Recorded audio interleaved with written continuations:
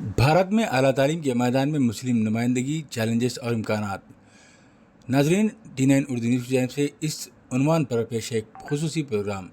بھارت کا اعلیٰ تعلیمی نظام نمایاں توسیع کا مشاہدہ کر رہا ہے، جہاں ملک بھر میں 1000 سے زائد یونیورسٹیاں اور تقریباً 40,000 کالج موجود ہیں۔ IIT، IIM اور INT جیسے ادارے علمی فضیلت کی علامت ہیں اور مختلف شعبہ جات میں متنوع پروگرام پیش کرتے ہیں۔ تاہم اس شعبے کی تیز رفتار ترقی کے باوجود مسلمانوں کی نمائندگی، خاص طور پر فیکلٹی کی جائیدادوں میں نمایاں طور پر کم ہے۔ یہ کمی ایک وسیع مسئلے کی نشاندہی کرتی ہے، جو کہ آگہی کی کمی اور ثقافتی رکاوٹوں پر مبنی ہے، جو مسلم برادری کی اعلیٰ تعلیم میں مکمل شراکت داری کو روکتی ہے۔ اگرچہ مختلف سرکاری اسکالرشپ، مالی امداد کے پروگرام اور مثبت امتیاز کے اقدامات محروم طبقوں کی مدد کے لیے موجود ہیں، لیکن مسلمانوں کی شرکت ابھی بھی نسبتاً بہت کم ہے۔ اعلیٰ تعلیم اور فیکلٹی کی ملازمت میں مسلمانوں کی زیادہ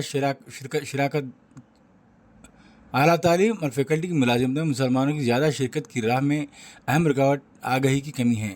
بہت سے طلباء اور خاندان سرکاری اسکیموں اور اسکالرشپ سے واقف نہیں ہوتے، جو اعلیٰ تعلیم کے خوابوں کو پورا کرنے میں مدد کر سکتی ہیں۔ اقلیتی طلباء کے لیے پری اور پوسٹ میٹرک اسکالرشپ جیسے پروگراموں کا کم استعمال ہوتا ہے، کیونکہ ان اقدامات کے بارے میں معلومات اکثر مستحقین تک نہیں پہنچتی۔ اس کے علاوہ معاشی مسائل، ثقافتی عوامل بھی ان مواقع تک رسائی محدود کرتے ہیں۔ بہت سے مسلمان خاندانوں کے خاص طور پر معاشی طور پر پسماندہ طبقوں کے لیے فوری روزگار یا ذرائع تلاش کرنا ترجیحی حیثیت رکھتا ہے، بجائے اس کے وہ طویل مدتی تعلیمی مقاصد کی طرف متوجہ نہیں ہوتے۔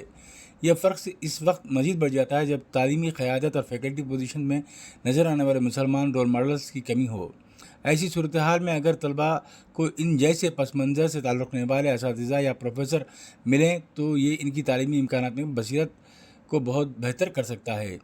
اقلیتی خواتین میں اعلیٰ تعلیم کو فروغ دینے کے لیے حکومت کی مختلف اسکیمیں ان رکاوٹوں کو دور کرنے میں اہم کردار ادا کر سکتی ہیں۔ اقلیتی طبقے کے لڑکیوں کے لیے بیگم حضرت محل نیشنل اسکالرشپ جیسی اسکالرشپ مالی امداد فراہم کرتی ہیں، جس سے تعلیم تک رسائی کو زیادہ ممکن بنایا جا سکتا ہے۔ پھر بھی سب سے بڑا چیلنج یہ ہے کہ ان کے وسائل کی موجودگی مؤثر طریقے سے ان تک پہنچایا جائے، جو ان کے سب سے زیادہ مستحق ہیں۔ اعلیٰ تعلیمی اداروں میں مسلمانوں، خاص طور پر مسلم خواتین کی نمائندگی میں اضافہ لازمی ہے تاکہ دقیانوسی تصورات کو توڑا جا سکے، سماجی توقعات کو دوبارہ تشکیل دیا جا سکے۔ مسلم خواتین کی تعلیمی شعبے میں زیادہ موجودگی دوسرے نوجوانوں کو اور خواتین کو تعلیم حاصل کرنے کی ترغیب دے سکتی ہے۔ تاریخ ایسی مثالوں سے خالی نہیں ہے جب مسلم خواتین نے قیادت کے کردار ادا کیے۔ نبی کریم صلی اللہ علیہ وسلم کے زمانے میں اور اس کے بعد کئی مسلم خواتین نے عوامی جگہوں میں اہم کردار ادا کیے، جن میں تعلیم اور کاروبار بھی شامل ہے۔ حضرت عائشہ بنت ابوبکر ایک معروف عالمہ اور سیاسی رہنما تھیں، جبکہ اسماء بنت یزید نے احادیث بیان کیں اور فاطمہ فہری نے دنیا کی قدیم ترین یونیورسٹی جامعہ القرآن کی بنیاد رکھی۔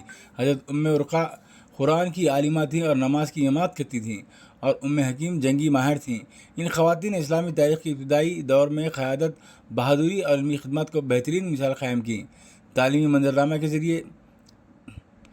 منظرنامہ کی تعمیر کے مزید برآں یونیورسٹیوں کے اندر مشاورتی پروگرام مسلم طلباء کی رہنمائی میں مددگار ثابت ہو سکتے ہیں اور انہیں تعلیمی قیادت کے کرداروں کی طرف اعتماد اور مہارت فراہم کر سکتے ہیں۔ دوسری طرف پالیسی سازوں کو یقینی بنانا چاہیے کہ موجودہ اسکالرشپ اور مثبت امتیاز کی مہمات نہ صرف برقرار رہیں بلکہ انہیں زیادہ وسیع تر سامعین تک پہنچانے کے لیے وسعت دی جائے۔ ان اسکیموں کو باقاعدہ آڈٹ اور آگاہی بڑھانے کے لیے ہدفی مہمات پالیسی اور عمل درآمد کے درمیان فاصلے کو کم کرنے کی مدد کر سکتی ہیں۔